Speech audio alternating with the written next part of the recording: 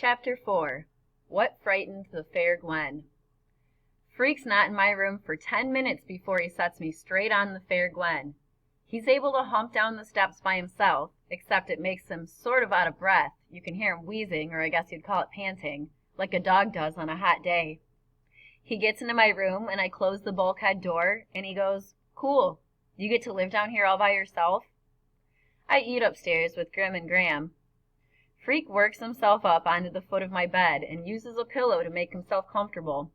It's pretty dim down here, only the daylight from one basement window, but it catches him just right and makes his eyes shine.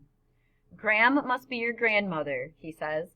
"Grim would be, I suppose, a sobriquet for your grandfather, based on his demeanor." I go, "Huh?" Freak grins and pushes back his yellow hair, and he goes, "Pardon my vocabulary. Sobriquet means nickname, and a demeanor means expression. I merely postulated that you call your grandfather Grim because he's grim. Postulate means I know, I say, which is a lie, except I can guess what it means, figure it out that way.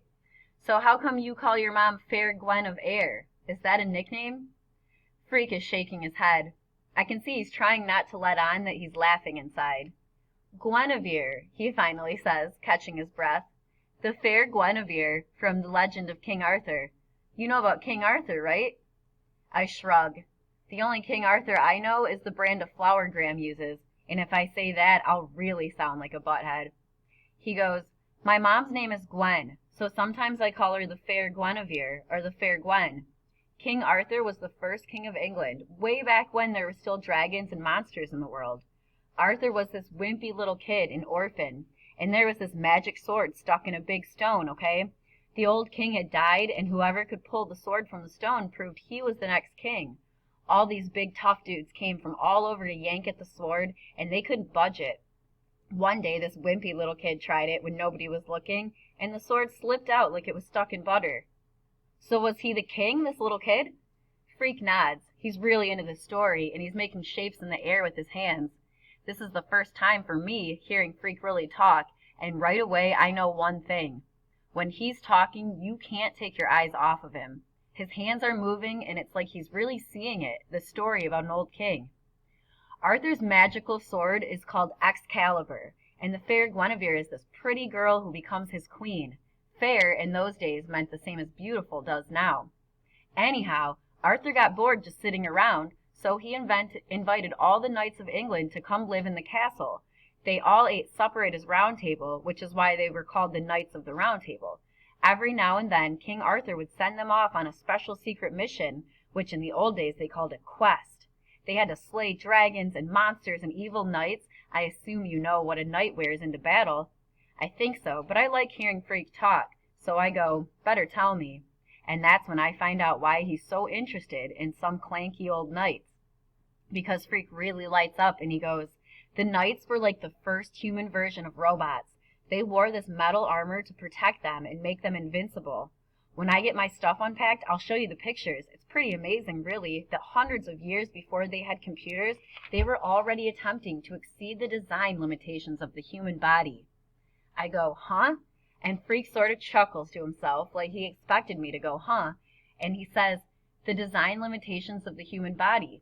You know, like we're not bulletproof and we can't crush rocks with our bare hands, and if we touch a hot stove we get burned.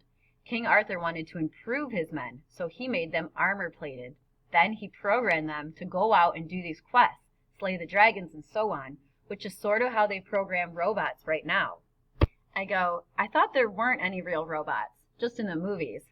Boy, does that make his eyes blaze. Like, whoa, talk about laser beams. He's like fuming, so upset he can hardly talk. Finally, he gets control of himself and he goes, "I suppose I must make allowances for your ignorance. On the subject of robots, you are clearly misinformed. Robots are not just in the movies. Robotics, the science of designing and building functional robots, is a huge industry. There are thousands of robot units presently in use, millions of them.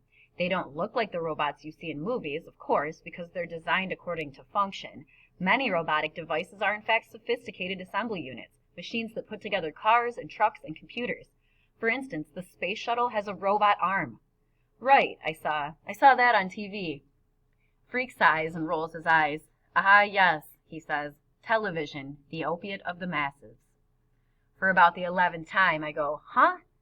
Opiate, a drug, he says. Massive, that means large and heavy.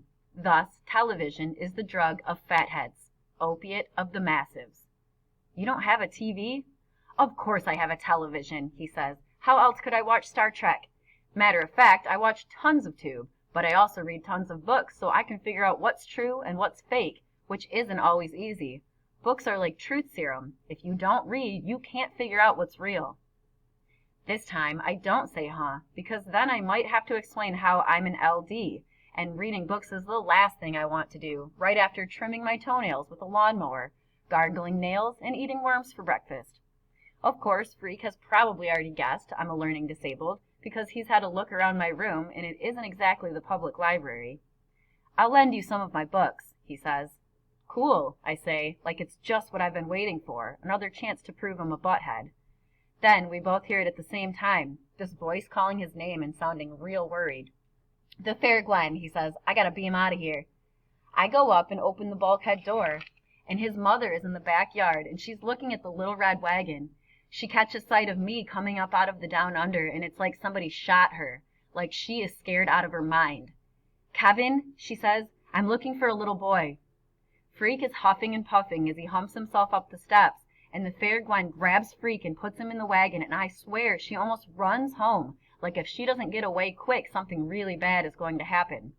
Freak is in the wagon, and he's trying to look back at me, trying to shrug his shoulders and let me know he doesn't understand what got into the fair Gwen, but I know. It's pretty simple, really. She's scared of me.